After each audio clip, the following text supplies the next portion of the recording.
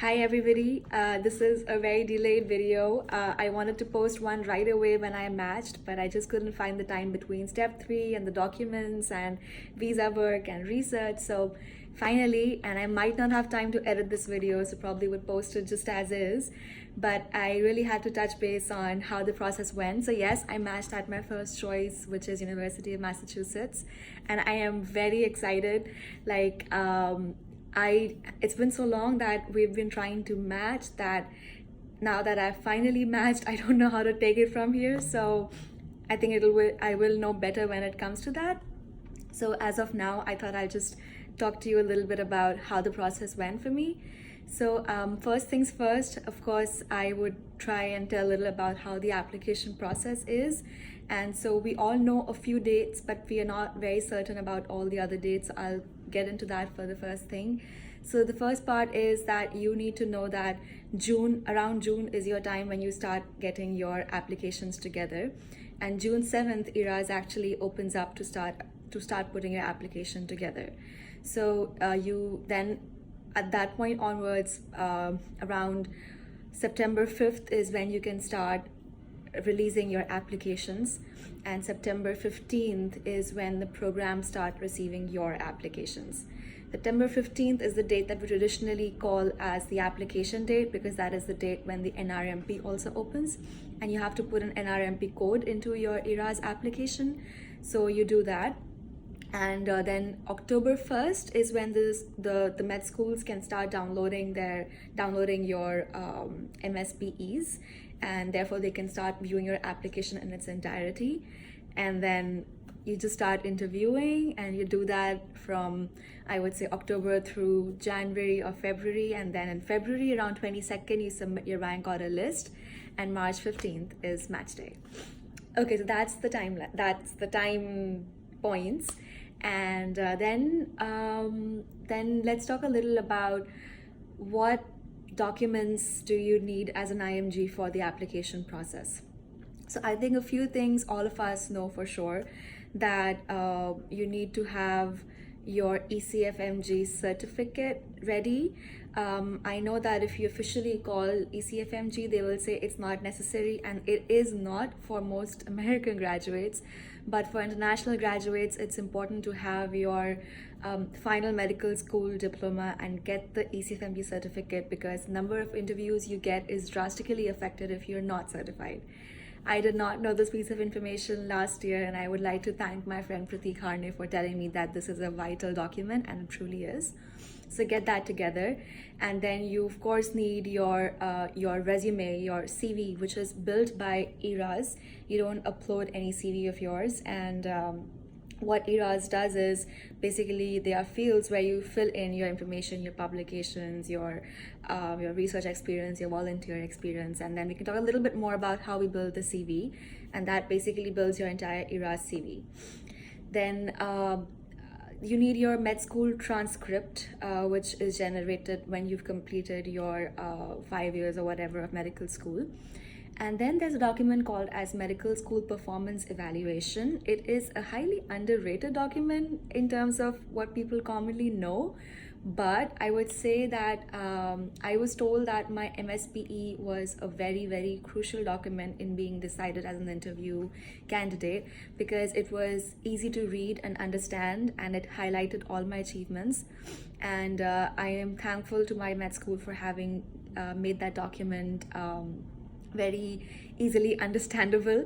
So I think that really stood out. I was the best outgoing student of my batch. I had some gold medals in pharmacology and surgery, so that was all well put down in my MSPE, besides already being there on my CV. It's like a double validation that this person really has gotten these achievements and awards. Then I would say the big parts are these that are at your end, and then at the level of your mentors, letters of recommendation are crucial to get. Typically programs require 3 to 4 letters of recommendation, and what you need is what I felt rather was that if you have done your electives in one place, like most of my electives were, well, all my electives were in the Northeast at UMass, Yale, and Mount Sinai. And because it clearly showed that my focus is to stay in Northeast, maybe And technically I didn't apply to a lot of programs down south or Midwest, so most of my interviews were from Massachusetts and well, this area in the Northeast.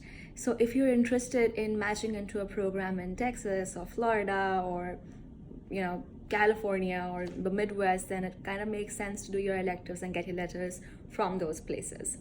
I think that was one reason that a lot of my friends who had done electives from whichever place, they interviewed in and around that university, because your letters kind of speak about your intention to be at that place. But letters are very important, and make sure that if you are a student currently doing an elective, then make sure your letters are ready by July, August of the year you apply. And because letters take some time to get released, and you want everything to be there together by September 15th when programs start downloading your applications. It should not be an incomplete application. So that is about the application packet. I might have missed out a few details here and there, and I would like to hear more about what you want to know about the application process. So let's talk about the interview process. So what exactly was, in my case, I can tell you best about that, and I have a couple of friends who might want to be available to talk to you about how their interview thing went. So I will tell you that I applied to 70 programs, and that my list was kind of narrow because I wanted to be here. I did not want to go to South, Midwest, or the West Coast. So it was a highly limited number of programs I applied to. I was also realistic. I did not apply to Harvard. I knew I'm not going to get in, so it doesn't matter. So the thing is that you need to know that this is a good program. It's a good training, and this is something that you really want. Like, my elective at UMass was absolute love, and I knew I wanted nothing less nor more. So it's the kind of fit that is more important than you just wanting to be at a place because you've heard the name and you believe that if you be there, then that's the top of the world kind of situation. It may or may not be true. So my application, my programs I applied to were mostly realistic, mostly places that I really either wanted to or could match into.